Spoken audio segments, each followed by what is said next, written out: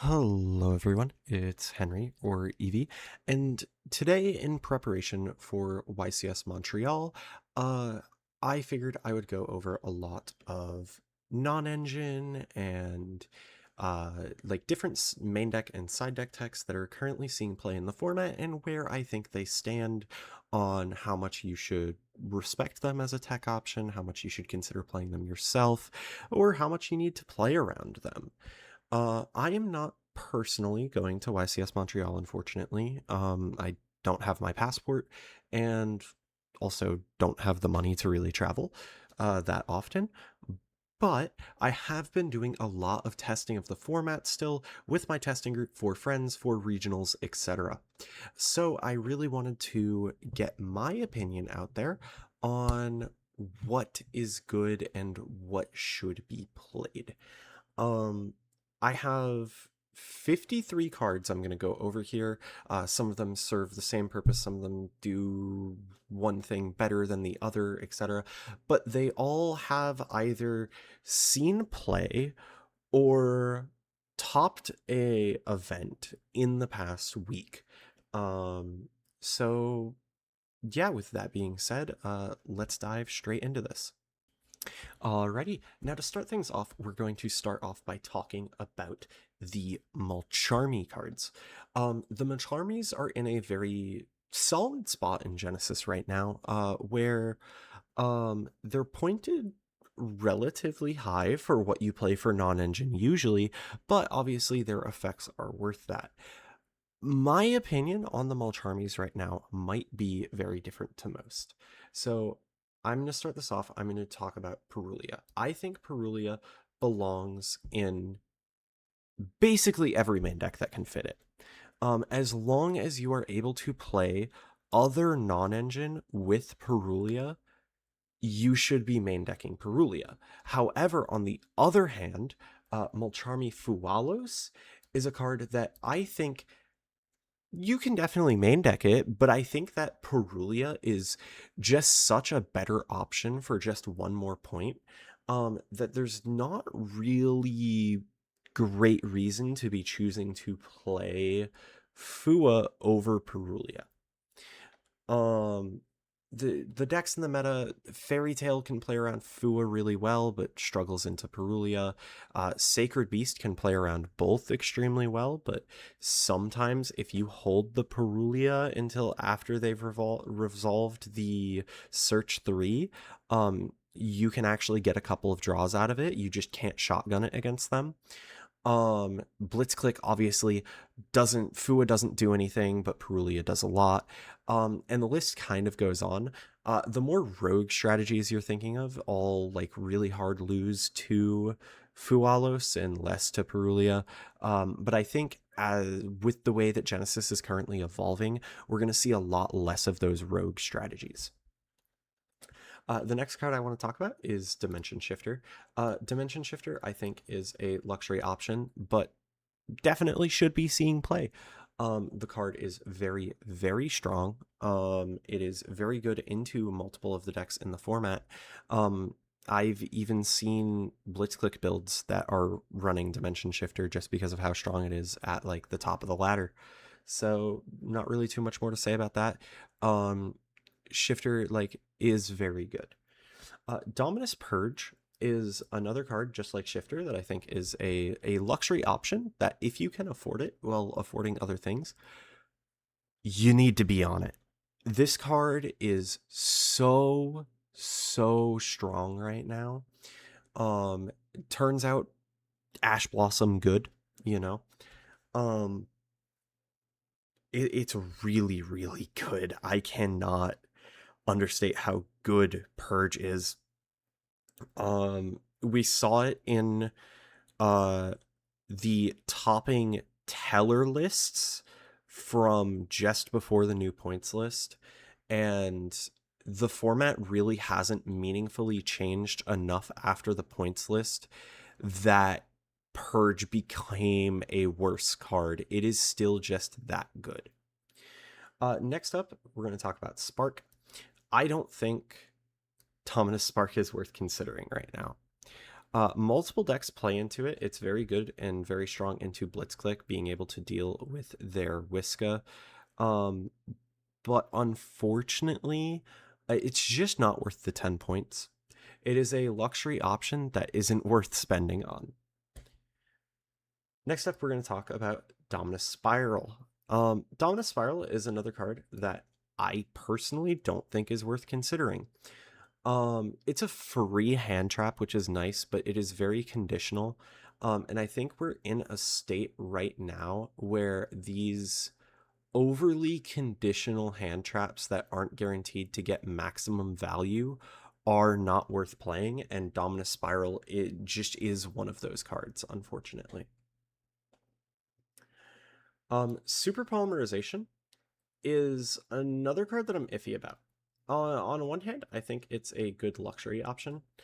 On the other, sometimes it doesn't even feel like considering. So I think it falls into like the same spot that Fua does, where you absolutely can main deck it, but I just think there are better things to be doing with your points than Super Poly, because you have to keep in mind you have to not only pay 39 for a playset of Super Poly, you also need to pay for Garura, which is its best target. So it's rough. It's very, very rough. Next, we're going to talk about the Heralds. If your deck can play the Heralds, you need to be playing the fucking Heralds. These cards are insane right now. Um, Green Light is honestly like stronger than Orange Light, which I think is kind of crazy that I'm saying that. There are so many power spells in the format right now, in archetype power spells, that are really shining and ruling the Genesys format. Where Green Light is so worth the points if you're playing a fairy deck. And like there's no real reason to not be playing Orange Light as well. You should definitely be on the Heralds if you can be. Next, we're going to talk about No Material. No Material is a card that this past weekend actually popped up in people's side decks. I don't really know why. I don't personally think the card is worth considering right now. Um, so I'd like to talk to the people who were side decking it and understand what their thought process was behind it. Maybe my opinions will be changed. It's definitely a card that you should be aware of and understand that it is currently in people's decks, but I personally don't really think it should be. Effect Veiler. Um, Effect Veiler is not terrible. Effect Veiler, like, you can definitely main deck it. It's definitely good. I don't think that 8 points is worth it, but the card is very strong right now. There's like one matchup that it's not great into, and that's Sacred Beast. It's pretty decent into Blitzclick. It's pretty decent into Fairy Tale, though not amazing into Fairy Tale. Um, I don't think the 8 points are worth it though compared to what you could be doing, which is playing Ghost Warner. Um, Ghost Warner is a card that a lot of people have a love-hate relationship with, including myself, because it's functionally more copies of Effect Veiler, right? But it only works on special summons. It's a trigger effect. It's not a quick effect. Um, and that kind of makes it wonky at times. But with Fire King coming into the format, you really need meaningful ways to interact with Garunix, and Mourner Veiler is kind of like the best way you can really do that. So you're able to stop the Garunix on your opponent's turn quite easily. Um, and also like the only deck again like Mourner is the same as Veiler into like basically every deck except for it's not nearly as good into Blitzclick, and it's not nearly as good into Sacred Beast. It's actually like pretty terrible into Sacred Beasts. Um, but besides those two matchups, it is really, really good. The issue you're gonna have is that those two matchups are the two best decks in the room, which kind of blows. Um, but I think you can sacrifice that to understand that the card is actually worth playing right now. Next, we're going to talk about Ghost Ogre, another Ghost Girl here. Ghost Ogre is really, really good, not necessarily because of like I think Ghost Ogre is like one of the should be main decked in the format, right? Um, Ghost Ogre is really, really good, not because of what it does, but because of its very impactful for its point value. It's only 4 points, which is a lot better than a lot of the other cards in the format. Obviously, only being 4 points makes it super easily slottable, and just on that merit alone, it's worth playing. But also, there's a lot of decks right now that are like Sacred Beast, very reliant on its field spell, its continuous spell, etc. Decks really care about keeping their resources in rotation, and Ghost Ogre knocking those resources out is very useful. It's not going to win you games on its own, but it sure as hell is going to weaken things enough where games become more winnable. Ghost Bell, on the other hand, I don't think is even worth playing. I I don't think this card is even worth playing. Um, Graveyard Interaction is really, really good right now, but a lot of Graveyard Interaction is actually like stuff that's like banishing itself for cost or being chain blocked. And so because of that, Ghost Bell is terrible. It just doesn't do anything in a lot of situations. You'll be looking at it wishing it was like just about anything else. Um, so many situations you'll be wishing Ghost Bell was something else. DD Crow is a card that was just adjusted on the points list, going up from 1 point to 2 points because of its popularity. It deserves that popularity, and it deserves to keep that popularity. I think DD Crow is like even more important now than it was before, where I think DD Crow should be in the main deck now, compared to how it was in the side deck before. Decks like Fairy Tale now having access to Fairy Tale Snow means that their interruption has now moved more based into their graveyard than it was before. And Fire King coming into the format, being able to banish the Barong in the draw phase to stop it from searching in the standby phase is really, really strong. And so like these decks like moving their interaction into the graveyard with how this format is makes DD Crow able to cut off interaction a lot more often now. And so it's really, really valuable being 2 points. I think it is the highest value low point staple in the game right now. In a similar vein to DD Crow, we're going to talk about Godos. I think Godos is is again terrible. The big issue with Godos is that in the matchups where the cards you want to be removing in the graveyard are monsters like Fire King, they can remove the Godos before whatever they're putting in the graveyard becomes relevant, right? So because they can remove the Godos before then, and like you're gonna have to summon the Godos at early against a deck like Fire King because they're not doing a lot of searching. Um, it puts Godos in this position where DD Crow is super good, but Godos isn't good. Because DD Crow is more flexible than Godos and can't be removed like Godos can be, and because Godos can be removed, it's just not good. Um, I think there was one topping list, which was the Psychic list. If anyone has interest in that, the profile is here on my channel. That played Godos, and he was like hyping up Godos a lot, but I'm not too sure I personally agree with it. I can't find good uses for this card when so many of the cards I want to remove from the graveyard are spells and traps. Next, we're going to talk about Skullmeister, continuing the trend of graveyard disruption. Skullmeister is another card that I think should be main decked right now. Right up there with DD Crow, a little bit less than DD Crow, but more than Ghost Ogre because Skullmeister is free. It being free obviously makes it a lot better. I think this card like definitely deserves a point on it at least. You know, they pointed DD Crow, they pointed DD Crow again. Skullmeister should end up getting a point for similar reasons.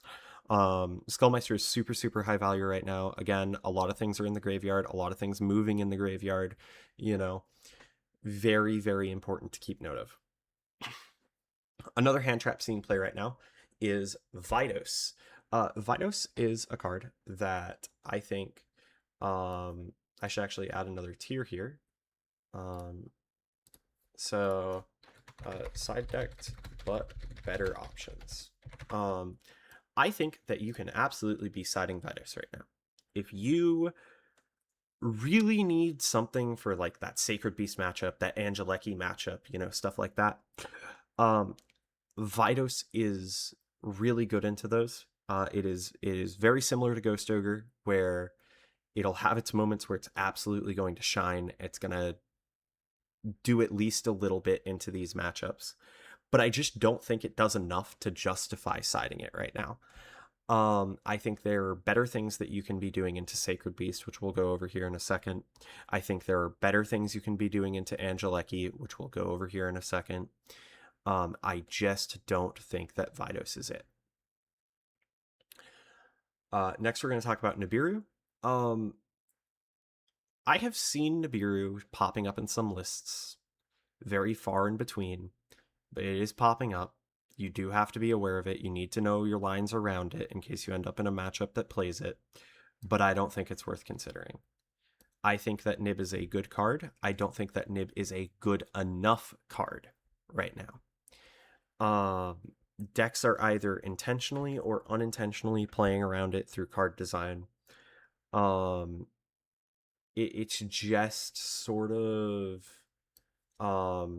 not doing enough. It's forcing a negate, and then that negate is live again on the next turn. It's not really removing cards. There's not a lot of decks that are forced to play into Nib. They can play around it, you know. Genesys is a high power, low power or high power, low ceiling format. And so because a lot of these deck ceilings are very low, they're just not ending up into the range where Nib is going to matter. They're always going to grind through it, something like that, you know. It's just not good enough. Typhoon is a card that has been popping up lately. I think that Typhoon is very similar to Vidos, where you totally could side it. I just think there's better options.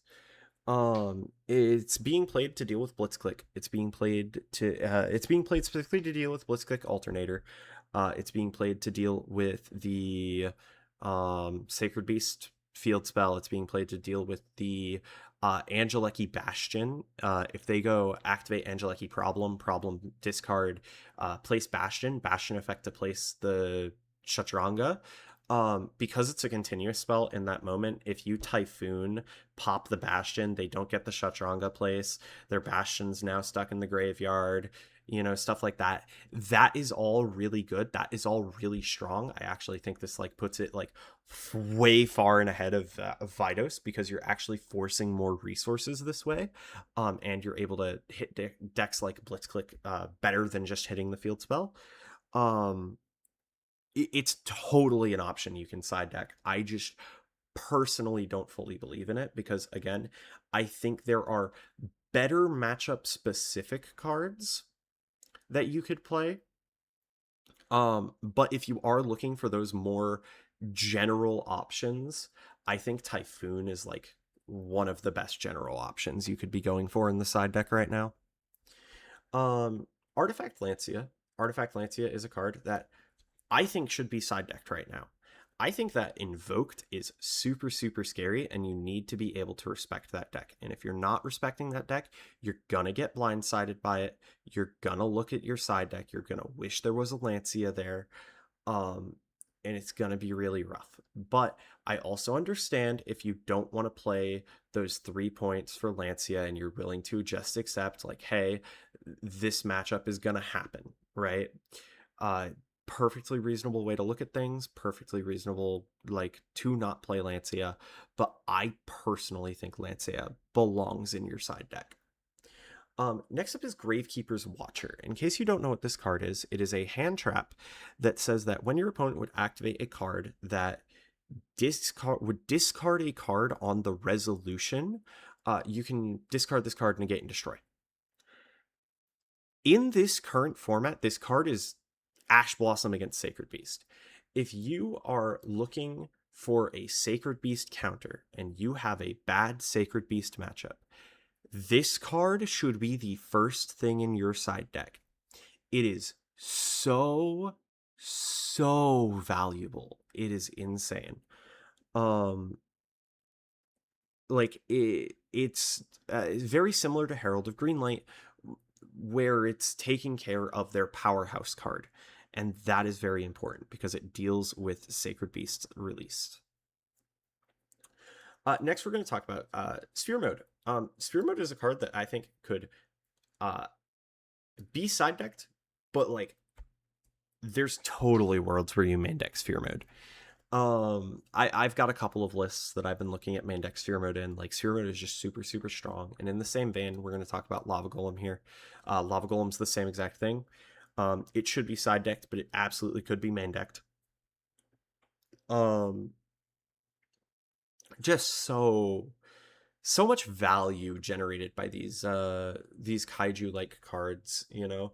Like, we'll talk about regular kaijus here. I think regular kaijus like should be side decked.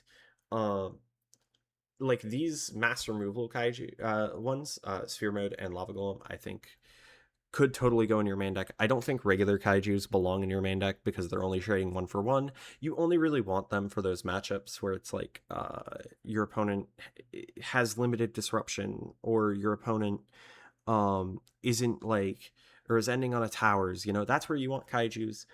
You don't really want kaijus into those matchups with those like really wide boards. You just want hand traps to stop them. And so I don't think that like they're worth main decking, but Sphere Mode, Lava Golem deal with those really wide boards a lot better than kaijus do, because, you know, you're removing multiple bodies. And so I think like that puts those cards like a step above kaijus. Ultimate Slayer. I think you totally could side deck Ultimate Slayer right now. I don't think you should. I think you totally could. I think there are better options, and it's probably going to keep it like really low here in the side decked but better options tier. But you totally could be looking at Ultimate Slayer right now. But in the same vein, another 1-point staple, or 0-point if you look at Interrupted Kaiju Slumber, is Dark Hole, and I don't think Dark Hole is worth considering at all.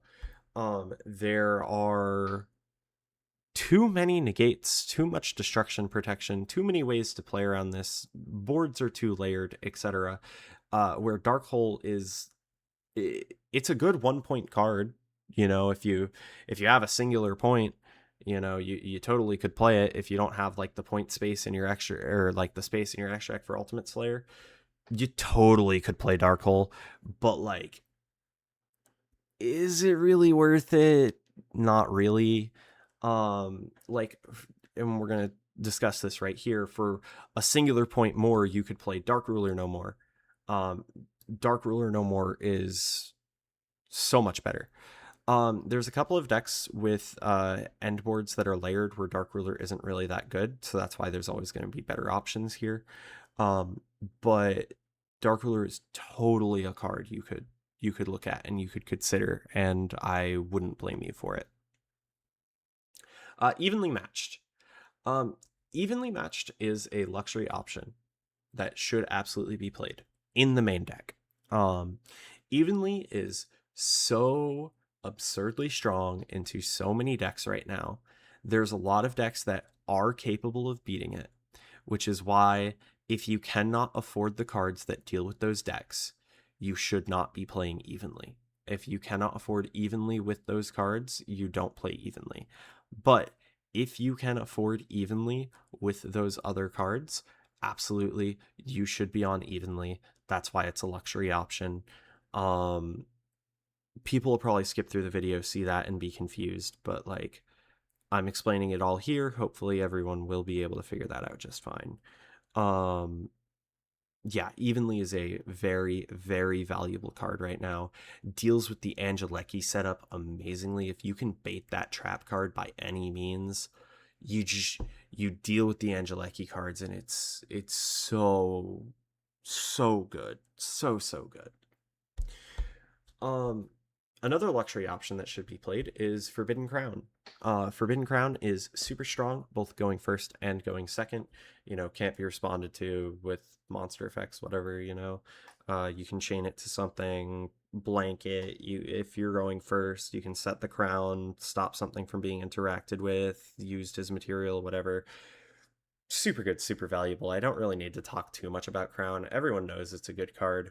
Um, but like, yeah, it's another one of those cards that's really expensive, really hard to place in your deck. Unless you're playing Dark Lord, of course.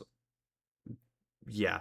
I think that Crown is a luxury option that if you can play it, you should consider it. Um, Next, we're going to talk about Forbidden Droplet. I think that you totally could main deck Forbidden Droplet. It's totally a luxury option you could play. Um, but I think that Droplet. Let me actually move this around. I think Failure is like the head of the bunch here. I think that Droplet is weaker than Crown. It's requiring you to give up hand advantage. It's requiring you like a lot of decks right now are very heavy engine decks. And so if you're playing a very heavy engine deck and you draw a droplet, you're going to be like looking at your hand, and like you'll see duplicates that you'll want to get rid of sometimes, but other times you'll be like, damn, this is like three different pushes that all have to like discard themselves or something like that. And so like if I droplet, I'm losing my pushes, and that feels really, really bad when that happens. So like it's very deck dependent on like whether or not you should play droplet or crown if you can afford these luxury things. But I just like personally like think that crown is a lot better than droplet. Next, we're going to talk about Hey Trunade. So Hey Trunade is a very interesting card because it strictly deals with set cards, and if your opponent like flips up a floodgate or something, Hey Trunade then does nothing. It is free backrow removal, which is really nice. It doesn't come at a cost of discarding a card or anything like Twin Twisters, but I I just think there are better options. Like you totally could play Trunade, but like again, like there just are better options. There's too many floodgates in this format that are just getting flipped where you'll activate Trunade, they'll chain a continuous trap, and you'll just stare. And so I don't think Trunade's that good. On the other hand, Twin Twisters absolutely should be in your side deck right now. I think that you cannot be playing right now um without Twin Twisters, and in a similar vein, Cosmic Cyclone absolutely should be in your side deck, but if you can fit it, absolutely should be in your main deck. Cosmic Cyclone is, I think, at a point where it is the best it's ever been in Genesys. And that cannot be ignored. It is a 1 point staple. It is at the strongest it's ever been with cards like Blitzclick Alternator, Blitzclick Step Leader, etc. The Sacred Beast Field spell not being able to be recurred from the Banished, the Sacred Beast Continuous spell not being able to place from the Banish, Fire King Island, Cosmic dealing with it through the protection of the Sanctuary. So many good things that Cosmic does. It beats the Angeli setup, gets you through the protection that Bastion offers. Yeah, there's just so much that this card does. You should definitely be on it. Soul Release is a card that you can totally side deck right now. If you have a bad Fire King matchup, or you can't beat Jirak Meteor into Jirak Astero, you should be on Soul Release. If your deck is not able to beat Astero into Meteor, Like, you have to play Soul Release. It's not an option. You need to be on this card to deal with the Fire King setup. This is not optional. If your deck can't beat the Fire King setup, dedicate your side slots to Soul Release. It is sometimes just a win button against that deck, and that is really good to have. In similar idea, there's spell card Soul Exchange. I think that spell card Monster Reborn. I think that spell card Monster Reborn is like an option that is better than Soul Release, that you totally could be side decking, because it is a quick play. It has multiple uses. Honestly, like there's even a world you could main deck this card. I'm not going to put it up there personally, but there is totally a world where it could be up there and you could be maining it. Book of Eclipse. I think that you could main deck Book of Eclipse for sure right now, but I think there's just better options than Book of Eclipse.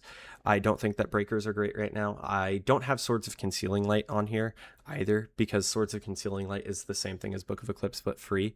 The point cost is not the problem with Book of Eclipse. The problem with Book of Eclipse is that just decks beat it too easily. And so, yeah, that's my opinion on that. Next up, Gordian Slicer. I think that Gordian Slicer totally could be in a side deck right now, but I think I think that it's better than Slayer, it's better than True Nate, it's better than Dark Ruler, right? But like, I don't think it's that good. In like Blitzclick, it's all right, but like, yeah. Next, we're going to talk about something that most people would say doesn't belong on a non-engine tier list because it is technically an engine, but the Angeli package is so absurd, both going first and going second. It can be put into just about any deck that plays enough spells and traps or searches spells and traps consistently. It is so good at breaking boards. It is so good at literally everything, except playing into a lot of these cards that I have mentioned that are played specifically to target it. Despite the fact that it sees so much targeted hate in this format, I think you should be maining the Angeli engine. 3 field spell, that's it. You just play 3 of the field spell, and then in your extra deck, you play 1 pawn, 1 rook, and 1 queen. And then you play a Synchro 10 of your choice. The Fabled Synchro is the best one by far, and a Snake Eyes Doomed Dragon. And if this shit resolves, it will break like every board in the format. It's insane. I'll probably end up making a video on its own about just Angeli if people are interested. Like, it is genuinely crazy what these cards do. Next up, we're going to talk about Mask of Restrict. I think it is one of the worst cards being sided right now. I understand why it's being sided. As I stated, Kaijus should be played. Lava Golem, Sphere Mode should all be played. It's great, right? Mask of Restrict turns off those cards. It turns off these cards that are like guaranteed to be in your opponent's side deck. But you are relying on drawing something that is relying on your opponent to draw something, and that's not very good.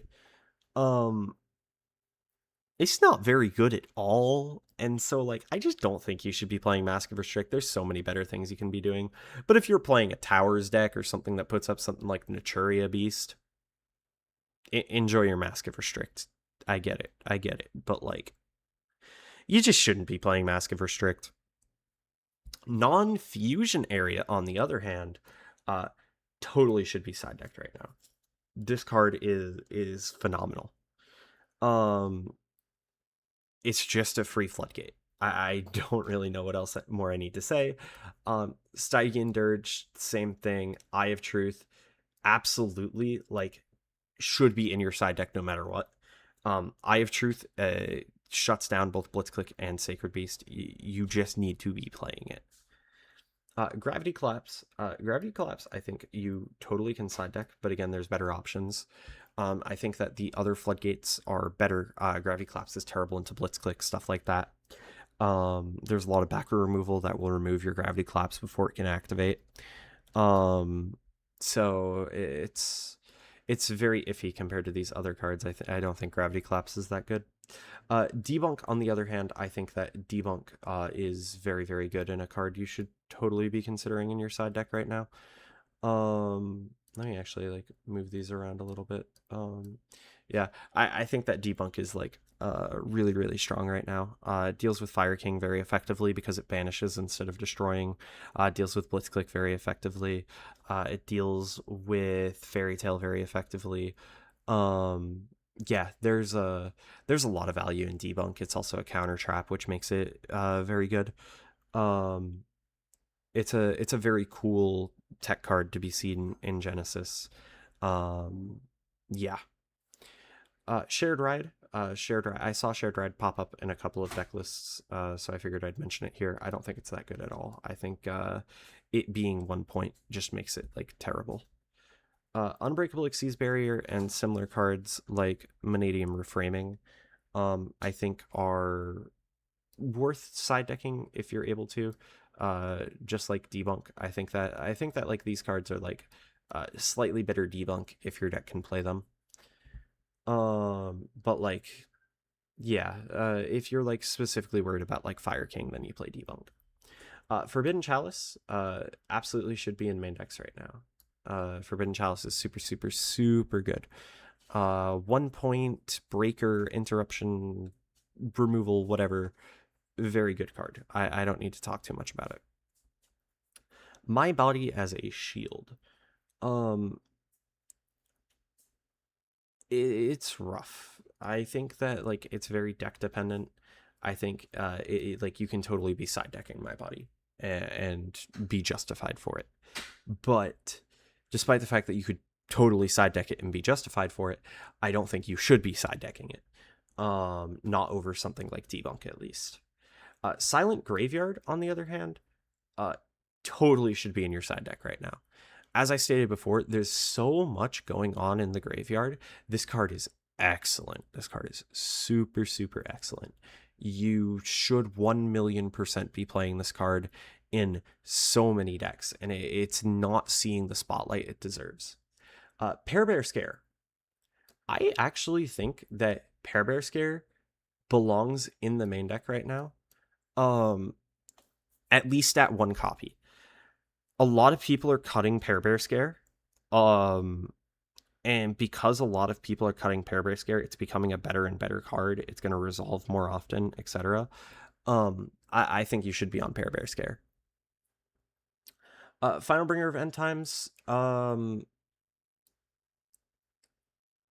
You can totally main deck this card. I think there's like better options. You totally could main deck it, but there are just better options than it.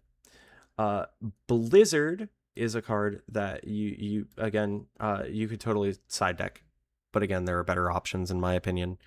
You really want your side deck right now to be as impactful as possible, as you see with like all of the things I have listed here. I don't think Blizzard is as impactful as some of these other cards, and so I don't think you should be justifying siding Blizzard. And then it's gonna be like the same thing for Spellbound here. I actually think Spellbound is like a lot worse, but it's a card you totally could be siding, but there are just better options than Spellbound. But it is free, so it's free. It can blank some board states. It's not the worst thing in the world, but you're not wrong for choosing to play it, but you're also not right, you know? And with that, I think that I have talked about everything that I wanted to talk about for this video. I don't think, if I missed out on anything, let me know in the comments. I will respond and give mention on where I think it belongs. And if you want more stuff like this in the future, do let me know as well. This isn't really super my style of content. I like doing decks, working on decks, showing decks off, you know. That's the kind of stuff that I like. But I'm more than happy to keep outputting stuff like this if people find it useful. I want to try to get as much data out there for Genesys as I possibly can. And so that's what I'm trying to do here. So if there's more that I can do for this, please let me know. And yeah, I hope that this has been useful to everyone. I hope that people will take this video and keep it in mind for their deck building for YCS Montreal coming up this weekend. And I hope everyone has a good one.